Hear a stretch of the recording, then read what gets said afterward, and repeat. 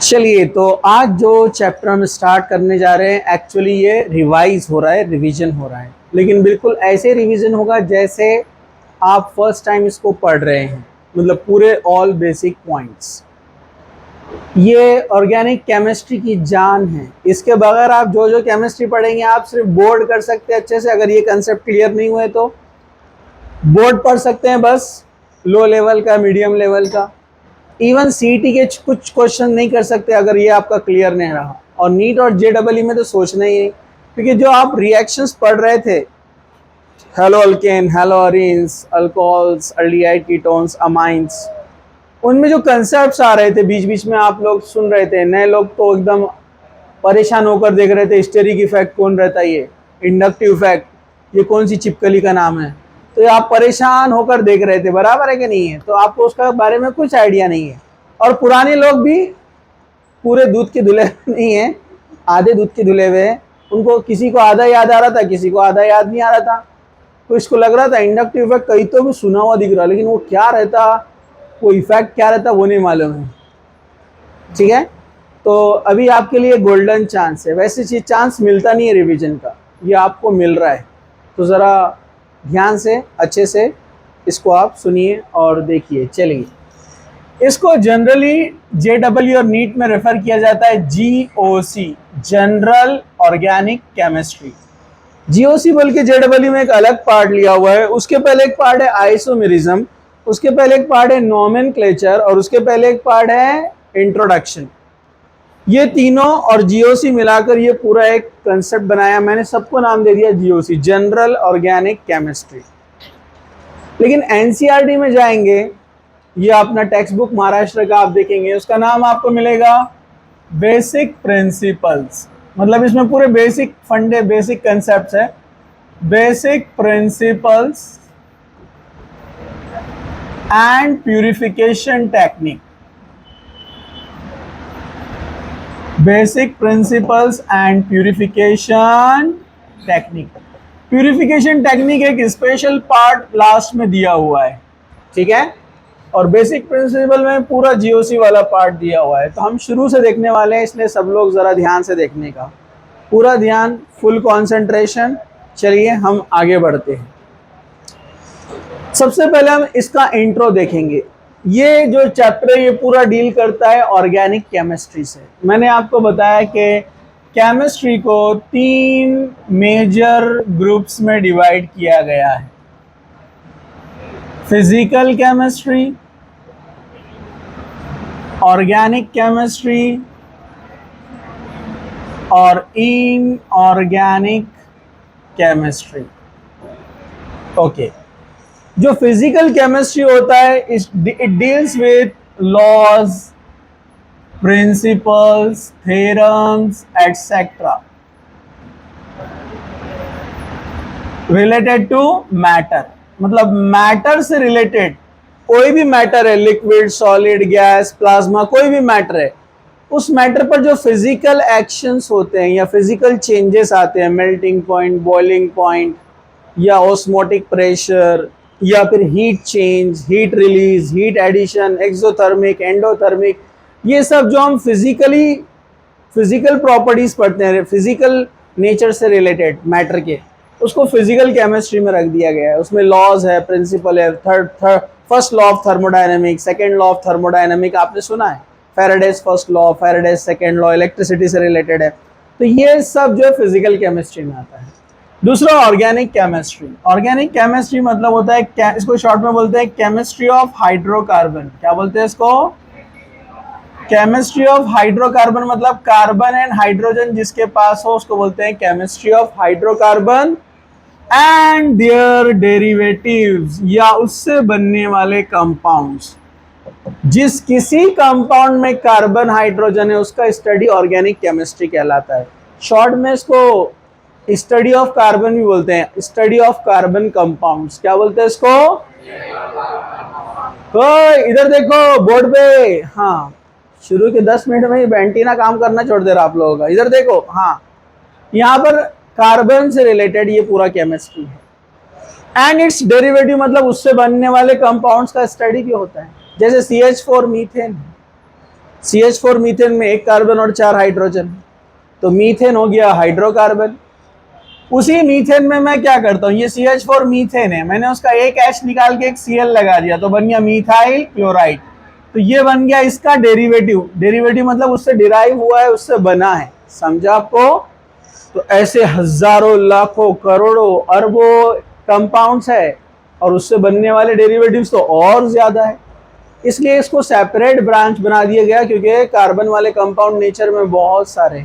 हम कार्बन से बने हैं प्रोटीन्स, पेड़ कार्बन से बने हैं कार्बोहाइड्रेट्स, फ्रूट्स कार्बन से बने हैं कार्बोहाइड्रेट्स, उसमें और भी चीजें होती है, पेड़ कार्बोहाइड्रेट्स, ठीक है। प्लांट्स जितने भी है पेड़ पौधे वगैरह, मतलब हम इसको ब्रॉडली कहेंगे एनिमल किंगडम, प्लांट किंगडम, पूरा कार्बन से बना है, नेचुरल सोर्स। फिर लेबोरेटरी में अलग से कार्बन के कंपाउंड्स बनाए जाते हैं। जितने भी पेंट्स होते हैं, पेंट्स ये ऑर्गेनिक कंपाउंड, इसमें कार्बन होता है। इसी तरह जो कपड़े आप पहनते हैं, क्लॉथ, टेक्सटाइल इंडस्ट्री, इसमें कार्बन बेसिक चेन कार्बन का रहता है, ये भी ऑर्गेनिक कंपाउंड। फार्मास्यूटिकल में जो दवाइयां आप खाते हैं उसमें भी कार्बन होता है, organic compound. Ink, dyes, colour, सब बहुत सारे इंडस्ट्री है जो कार्बन से रिलेटेड है, इसलिए एक बड़ी ब्रांच है, इसलिए उसको सेपरेट कर दिया गया। Inorganic chemistry, study of compounds other than carbon.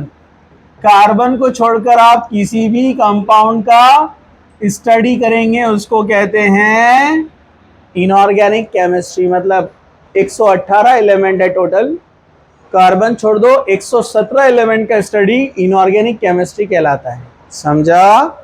Hydrogen, nitrogen, metals, non metals, ये जो स्टडी हम करते हैं ये सब इनऑर्गेनिक केमिस्ट्री में आता है, ये सब केमिस्ट्री के ब्रांच है। ओके, तो ये जो चैप्टर है अपना इससे रिलेटेड है, ऑर्गेनिक केमिस्ट्री से। तो ऑर्गेनिक केमिस्ट्री अभी मैंने आपको बताया, ऑर्गेनिक केमिस्ट्री किसको कहते हैं, study of hydrocarbon. Organic chemistry मतलब study of hydrocarbon, study of hydrocarbons and their derivatives, hydrocarbons and their derivatives, इसको कहते हैं ऑर्गेनिक केमिस्ट्री। जैसे मीथेन एक हाइड्रोकार्बन है, इसका एक हाइड्रोजन निकाल के Cl लगा दिया तो मीथाइल क्लोराइड बन गया, ये डेरिवेटिव है। बेंजीन होता है C6H6, एक हाइड्रोजन निकाला और लगा दिया Br, C6H5Br, ये इसका डेरिवेटिव है। तो ऐसे लाखों करोड़ों ऑर्गेनिक कंपाउंड्स होते हैं, इन सब का स्टडी ऑर्गेनिक केमिस्ट्री कहलाएगा, ठीक है। फिर ऑर्गेनिक केमिस्ट्री के मैंने अभी बता दिया आपको एप्लीकेशंस कितने हैं, फार्मा इंडस्ट्री, डाइज इंडस्ट्री मतलब कलर्स, ड्रग्स, मेडिसिन इससे बनते हैं, पूरे कपड़े पूरे बता दिया मैंने आपको, फूड यानी जितने भी फूड इंडस्ट्री है पूरा कार्बन से रिलेटेड है, ठीक है। प्लांट्स पूरे कार्बन से बने हुए हैं, हमारे जो जितने भी हैं हमारे बॉडी के अंदर जो केमिकल रिएक्शंस होते हैं पूरे ऑर्गेनिक रिएक्शंस हैं, उसमें इनऑर्गेनिक भी होते हैं, आयरन, कैल्शियम, मैग्नीशियम, उनका भी एक्सचेंज होता है आयंस के फॉर्म में, लेकिन जनरल जो बेसिक है वो है पूरा ऑर्गेनिक से रिलेटेड। तो बड़ी ब्रांच है ऑर्गेनिक केमिस्ट्री, और ऑर्गेनिक केमिस्ट्री में सबसे इंपॉर्टेंट है कार्बन। तो कार्बन के बारे में जानना आपके लिए इंतहाई जरूरी है, लेकिन सिर्फ कार्बन के बारे में जानेंगे तो अदर एलिमेंट को कंपेयर करना भी जरूरी है। इसलिए मैं यहां पर आपको सिर्फ क्या करने वाला हूं, कार्बन के साथ साथ जो अपना सेकेंड पीरियड है पीरियोडिक टेबल में, सेकेंड पीरियड में कौन आते हैं, लीबे बकनोफनी, लीबे बकनोफनी। लिथियम का एटॉमिक नंबर कितना है, 3, beryllium 4, boron 5, carbon 6, nitrogen 7, 8, 9, neon 10 रहता है, अभी अपने को उसकी जरूरत नहीं है, नोबल गैस है। स्कूल में आप इलेक्ट्रॉनिक कॉन्फ़िगरेशन कैसे लिखते थे, 2,1, मतलब K में एक इलेक्ट्रॉन है और L में, K में 2 है और L में 1, 2,2, 2,3, 2,4, 2,5, 2,6, 2,7। थोड़ा जगह यूज करते हैं हम, थोड़ा इसको इधर ले लेते हैं, उधर दिखेगा नहीं तो आपको, ठीक है। हाँ देखिए, लेकिन अब शेल, ये शेल वाइज इलेक्ट्रॉनिक कॉन्फ़िगरेशन है, हम क्या पढ़ते हैं सब शेल वाइज। आपने स्ट्रक्चर ऑफ एटम में पढ़ा है ना, ऑफ बॉ प्रिंसिपल, अरे पढ़ा है कि नहीं है? तो अभी नए लोग सिर्फ डायरेक्ट याद करो, K के अंदर कौन होता है 1s, और L के अंदर होता है 2s एंड 2p। यहां पर भी रहेगा KL 1s 2s 2p 1s 2s 2p।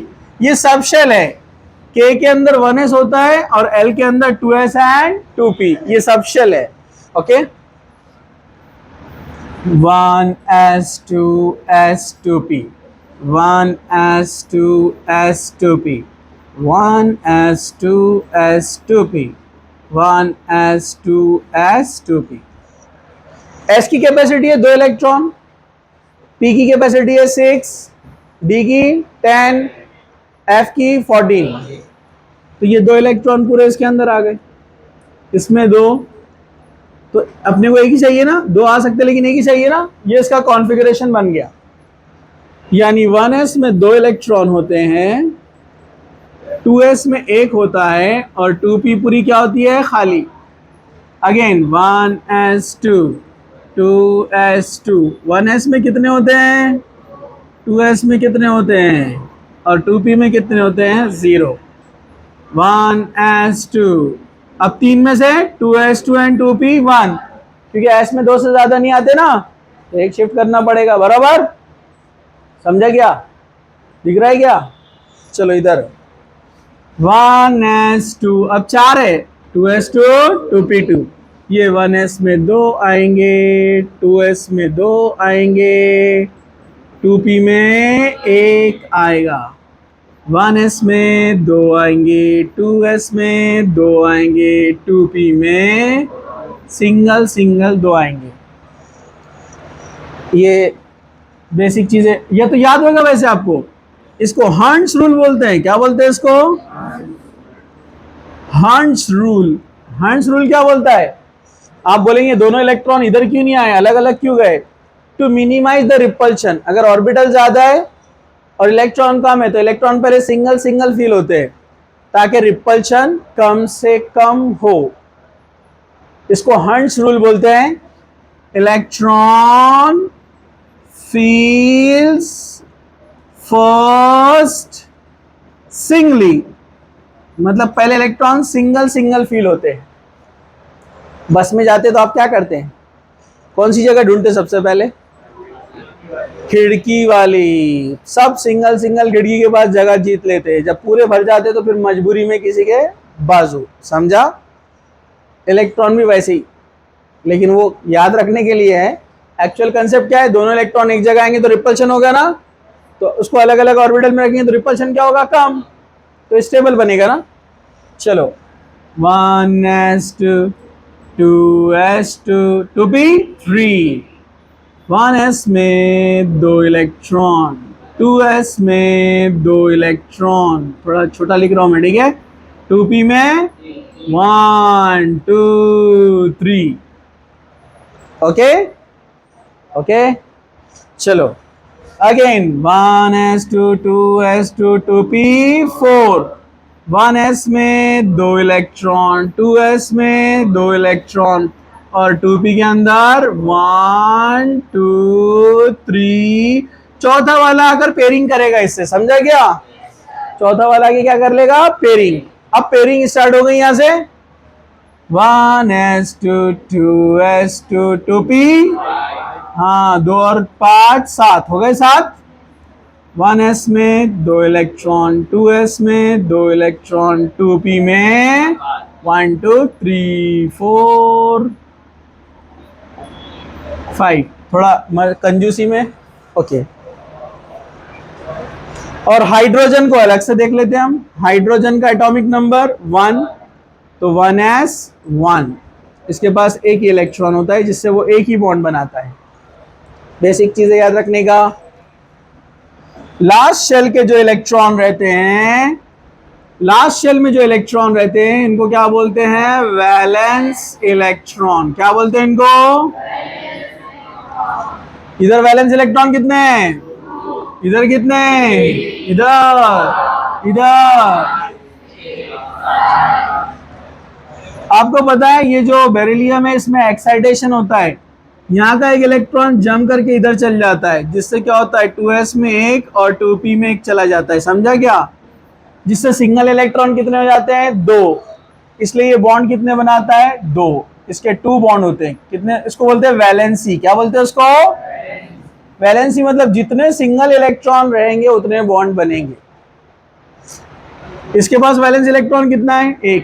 जो लास्ट शेल में रहता है उसको वैलेंस बोलते हैं। कितना है? 1। इसलिए इसका वैलेंसी कितना है? 1। वैलेंसी मतलब कितने बॉन्ड बनाएगा वो। कंबाइनिंग कैपेसिटी को बोलते हैं वैलेंसी। समझा? कंबाइनिंग कैपेसिटी कितने बंदिश बनाने की सलाहियत कहलाती है वैलेंसी। समझा? अरे समझा क्या? ठीक है। इसके पास कितने सिंगल इलेक्ट्रॉन? 1। लेकिन ये जंप करके जब आगे चल जाएगा तो कितने हो जाएंगे सिंगल? अरे 3 होंगे ना, 2 कहां से होंगे? जो जोड़ी टूट रही वो भी सिंगल बनेगा ना।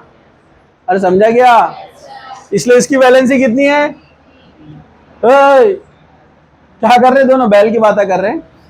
हमने छोटा बैल लाया, तुमने बड़ा बैल लाया। ऐसा नहीं बोलना रिकॉर्डिंग चल रही। बकरा, हाँ इधर देखो। कानूनन अलाउड नहीं है ना बकरा लेना। क्या लेना? बकरा। क्या बोले इन्होंने? क्या लिए? कौन बोला? इन्होंने बोले मुर्गी?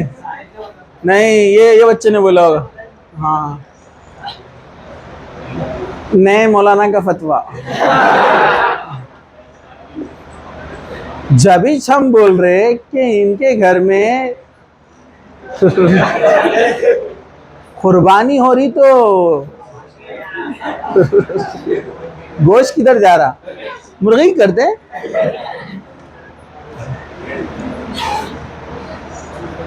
कसाई भी छोटा लाना पड़ता हूँ।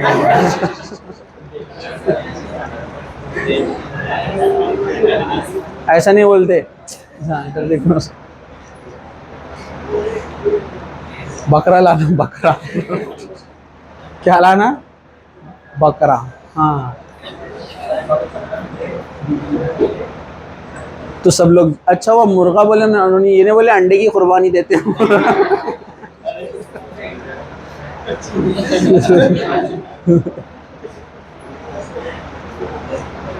फिर आप पाए भी मछली के लाते होंगे। बराबर है। ठीक है, चलो इधर देखो।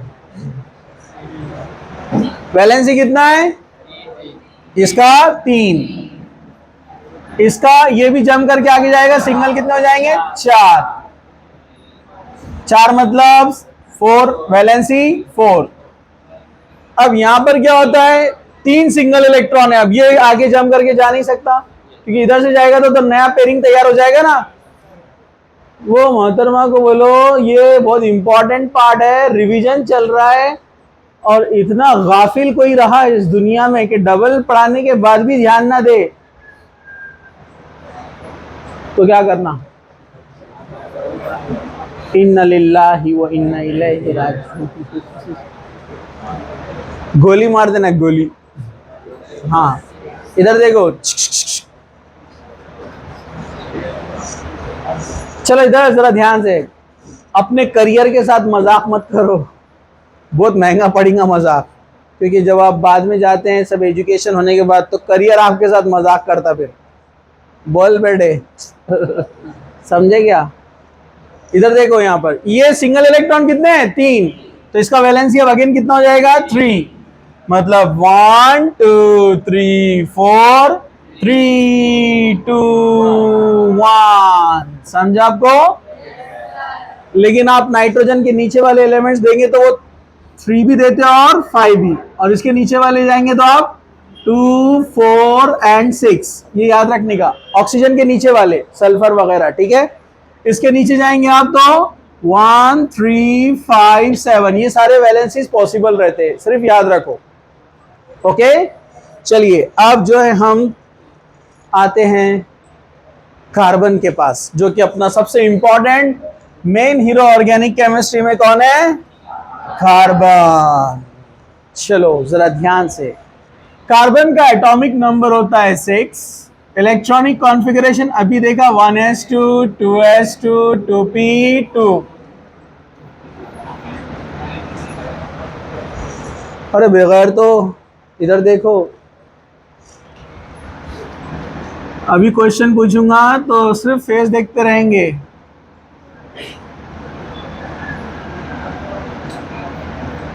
इसके पास ये ग्राउंड स्टेट है, क्या ये ग्राउंड स्टेट। ग्राउंड स्टेट में इसके पास 2 इलेक्ट्रॉन होते हैं कार्बन के पास। एक इलेक्ट्रॉन जंप करके इधर चला जाता है, एक इलेक्ट्रॉन जंप करके इधर चला गया, तो अब देखो इलेक्ट्रॉनिक कॉन्फ़िगरेशन क्या बन जाएगा? 1s2 2s1 2p3। ये फर्स्ट शेल के इलेक्ट्रॉन तो हिलते नहीं है, दे आर क्लोजली पैक्ड और closely attracted by the, highly attracted by the nucleus. 2s में कितना है? एक इलेक्ट्रॉन, और यहां पर 1 2 3। इसके बाद एक स्टेप होती है, इसको हम एक्साइटेड स्टेट बोलते हैं। क्या बोलते हैं हम इसको? केमिकल बॉन्डिंग में हमने पढ़ा एक इसके बाद स्टेट होती है हाइब्रिडाइज स्टेट। क्या बोलते हैं उसको? हाइब्रिडाइजेशन का मतलब होता है मिक्सिंग। यहाँ ऑर्बिटल की मिक्सिंग होती है जिनके एनर्जीज नियरली सेम रहते। 2s और 2p का एनर्जी सेम है क्योंकि सेम शेल के अंदर है ना, तो एनर्जी नियरली सेम है, तो इनका मिक्सिंग हो जाता है। इधर से आता है एक s और इधर से आता है 3p। एक s और 3p मिलने से वो बन जाता है sp3। इसको बोलते हैं sp3 हाइब्रिडाइजेशन। इस मिक्सिंग को क्या बोलते हैं? sp3 hybridisation. हाइब्रिडाइजेशन से क्या होता है? s का शेप अलग है, s का शेप क्या होता है? स्फेरिकल। क्या होता है? और जो p रहते हैं ना, p में 3 होते हैं, x y z।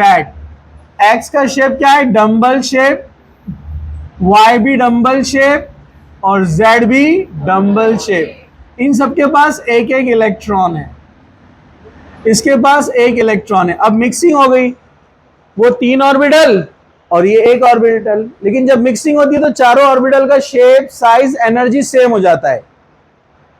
1 + 3 4, चारों का अब एनर्जी, साइज, शेप सब सेम, इक्वल हो जाते हैं ये ऐसे।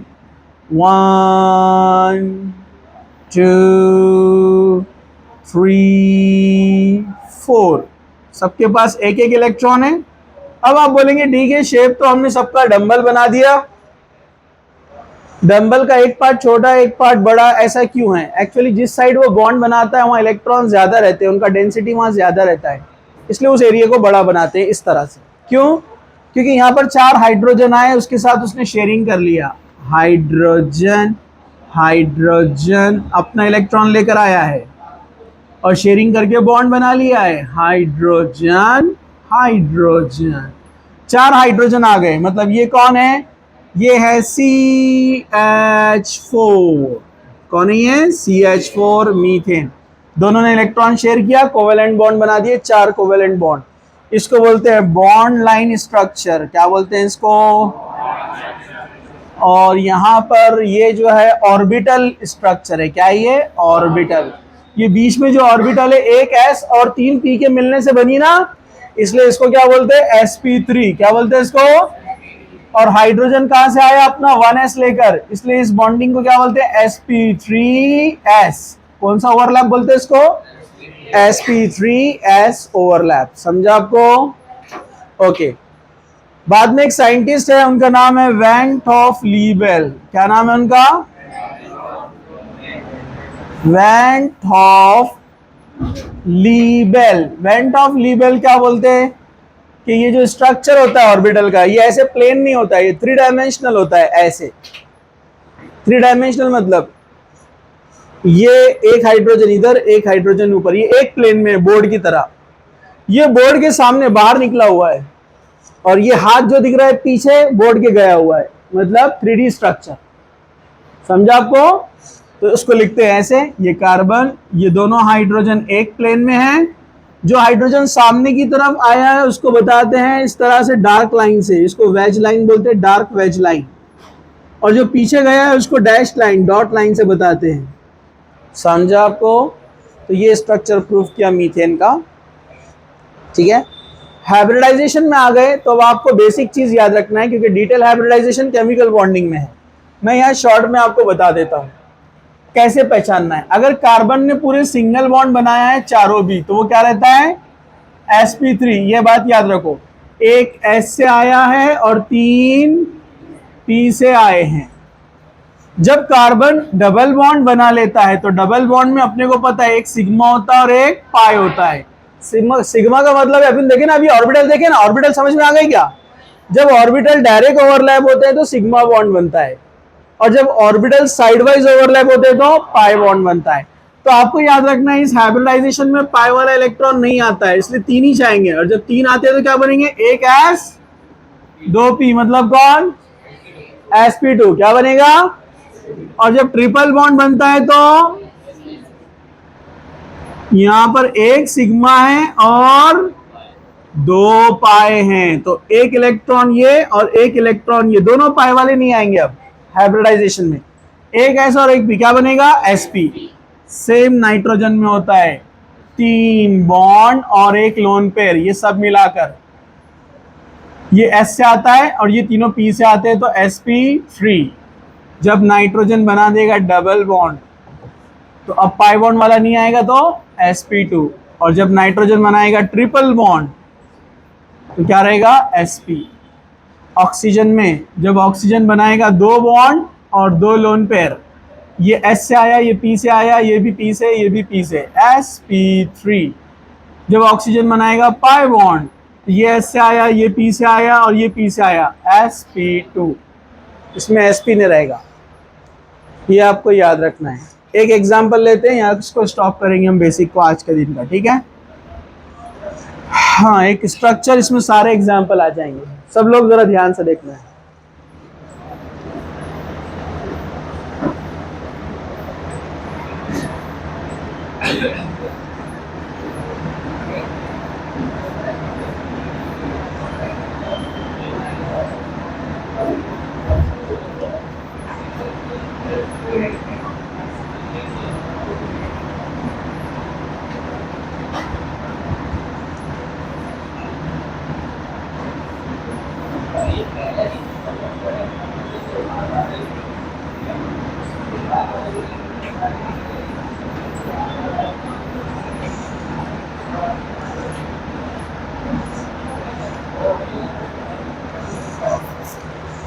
हाइब्रिडाइजेशन बताना है। ये कार्बन का हाइब्रिडाइजेशन क्या है? क्योंकि एक पाई बॉन्ड आ गया ना, इसका भी क्या रहेगा? पूरे sp2 है, मतलब ये वाला यहाँ पर 4 बॉन्ड है, एक हाइड्रोजन छुपा हुआ रहता है यहाँ पर, sp3। ये वाला कार्बन Cn मतलब ट्रिपल बॉन्ड रहता है, ट्रिपल बॉन्ड मतलब sp। नाइट्रोजन sp, अरे ना ट्रिपल बॉन्ड है ना, ये वाला कार्बन sp2 डबल बॉन्ड है। ऑक्सीजन sp2, ये वाला ट्रिपल बॉन्ड sp, ये ट्रिपल बॉन्ड, ये डबल बॉन्ड, ये double bond, single bond sp3। Oxygen sp3, lone pair बताया हुआ नहीं है, याद रखने का sp3। समझा आपको? ये आइडेंटिफाई करने के लिए आता है कभी कभी, लेकिन बहुत कम चांसेस, लेकिन आ सकता है, बेसिक लेवल है। आज इतना ही हुआ है, कल इसके आगे का बेसिक पार्ट हम कंटिन्यू करेंगे। ओके, कल मतलब नेक्स्ट लेक्चर। स्टॉप कर दो इसको।